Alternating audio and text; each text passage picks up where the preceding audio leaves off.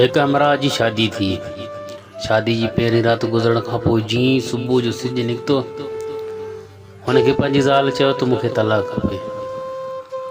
मां तोसां हिकु पल बि गॾु रहणु नथी चाहियां। ॻोठ जा माण्हू अची गॾु थिया। राति त शादी थी आहे, अहिड़ी कहिड़ी ॻाल्हि जे करे जो अॼु तलाक पई थिए। सभई माण्हू उन औरत खां तलाक जो सबबु पुछणु लॻा। घणे ज़ोर खां पोइ उन औरत ॿुधायो त राति असांजी सुहाग राति हुई ऐं हीअ मुंहिंजे लाइ तरह तरह जा ताम वॾी हिन ख़ुशामद मुंहिंजे लाइ पई कई। पर मूं हिनखे चयो त तुंहिंजी पोढ़ी माउ आहे, उनखे बि वठी आ त हू पाण सां गॾु मानी खाए।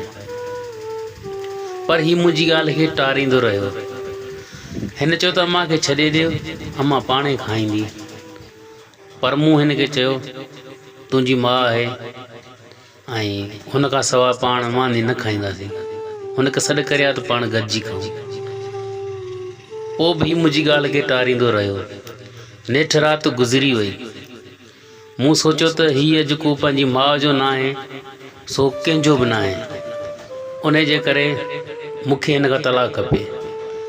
मां हिन खां तलाक सिर्फ़ु इन लाइ थी वठां त हीअ पंहिंजी सॻी माउ जो जीजल माउ जो न आहे त वरी मुंहिंजो किथे थो थी सघे। अहिड़े माण्हू सां मां गॾु गुज़ारणु नथी चाहियां। दोस्तो, अहिड़ी सोच रखण वारियूं तमामु घटि औरतूं हूंदियूं आहिनि ऐं अहिड़ी सोच रखण वारी अगरि कंहिंखे बि मिली थी वञे उहो भाॻनि वारो आहे।